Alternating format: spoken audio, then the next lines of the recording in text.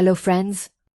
Running stitch इसमें needle को कपड़े के ऊपर और नीचे एक समान दूरी पर ले जाते हुए छोटे छोटे स्टिच बनाए जाते हैं। सबसे जरूरी बात है कि स्टिच की लंबाई लगभग बराबर रखें।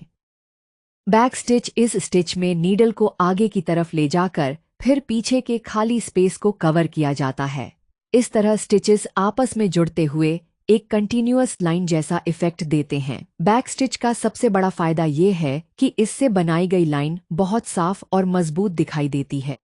चेन स्टिच जैसा इसका नाम है, इसका अपीयरेंस छोटी छोटी चेन्स जैसा दिखाई देता है। यह स्टिच डेकोरेटिव बॉर्डर्स और फ्लोरल एम्ब्रॉयडरी के लिए बहुत पसंद किया जाता है। चेन स्टिच से आप स्ट्रेट लाइंस के साथ साथ कर्व्ड लाइंस भी बना सकती हैं। यही वजह है कि फूलों की स्टेम्स, बेल और गोल्ड डिजाइन्स बनाने में यह बहुत सुंदर दिखाई दे। स्प्लिट स्टिच, यह स्टिच खास तौर पर आउटलाइंस और डेलिकेट डिजाइन्स के लिए बहुत अच्छा है। इसमें थ्रेड की बनी हुई लाइन के बीच से नीडल को निकालकर थ्रेड को स्प्लिट किया जाता है, जिससे एक स्मूथ और स्लाइटली टेक्सचर्ड लाइन बनती है। इस स्टिच की खासियत है कि यह बहुत सॉफ्ट और रिफाइंड अपीयरेंस देता है। फ्रेंच नॉट, फ्रेंच नॉट देखने में छोटा होता है, लेकिन एम्ब्रॉयडरी डिजाइन में इसका इफेक्ट बहुत बड़ा होता है। फ्रेंच नॉट बनाते समय थ्रेड को नीडल के आसपास रैप किया जाता है और फिर नीडल को कपड़े में वापस ले जाकर नॉट बनाया जाता है। बिगिनर्स को शुरुआत में यही परेशानी आती है कि नॉट खुल जाता है या बहुत लूज बन जाता है। छोटे फ्रेंच नॉट्स के लिए थ्रेड को बहुत ज्यादा रैप्स न दें। अगर बड़ा नॉट चाहिए तो रैपिंग थोड़ी बढ़ाई जा सकती है। तो याद रखिए, छोटा स्टिच लेकिन बड़ा सुंदर इफेक्ट। फिशरबोन स्टिच, अगर आप एम्ब्रॉयडरी में फ्लावर्स बनाती हैं तो केवल फ्लावर ही नहीं बल्कि लीव्स भी उतनी ही इम्पॉर्टेंट होती हैं, और सुंदर लीव्स आपके पूरे फ्लोरल डिजाइन को कंप्लीट करती हैं। फिशबोन स्टिच में स्टिच्स दोनों साइड से सेंटर की तरफ आते हैं।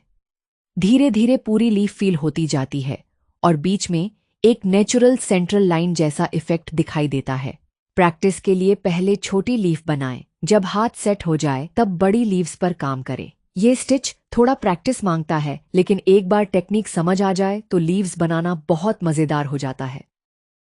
स्टेम स्टिच से बनी हुई लाइन थोड़ी ट्विस्टेड और रोप जैसी दिखाई देती है, इसलिए फ्लोरल डिजाइन्स में इसका बहुत सुंदर इफेक्ट आता है। इस स्टिच की खासियत ये है कि स्ट्रेट लाइन के साथ साथ कर्व्स पर भी ये बहुत सुंदर बैठता है। एक छोटी टिप, कर्व बनाते समय स्टिच को छोटा रखें, इससे कर्व ज्यादा स्मूथ दिखाई देगा। इसका इस्तेमाल सबसे ज्यादा फ्लावर की स्टेम यानी डंडी और कर्व्ड लाइंस बनाने में किया जाता है, तो स्टेम स्टिच को जरूर आजमाइए।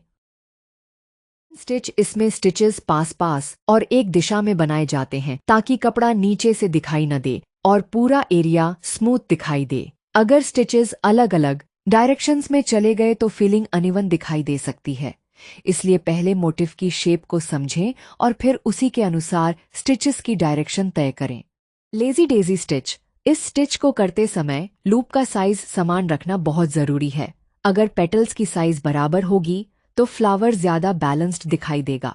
बिगिनर भी थोड़ी प्रैक्टिस के बाद इससे बहुत सुंदर फ्लावर्स बना सकता है। कॉलोनियल नॉट, यह भी एक डेकोरेटिव नॉट स्टिच है। कॉलोनियल नॉट को बनाते समय थ्रेड की पोजीशनिंग और नॉट की टेंशन पर ध्यान देना जरूरी है। शुरुआत में थोड़ी प्रैक्टिस की जरूरत पड़ सकती है, लेकिन टेक्निक समझ आने के बाद आप इसे काफी तेजी से बना पाएंगी। इस स्टिच का इस्तेमाल अकेले भी किया जा सकता है। कॉलोनियल नॉट्स से फ्लावर सेंटर्स बनाए जा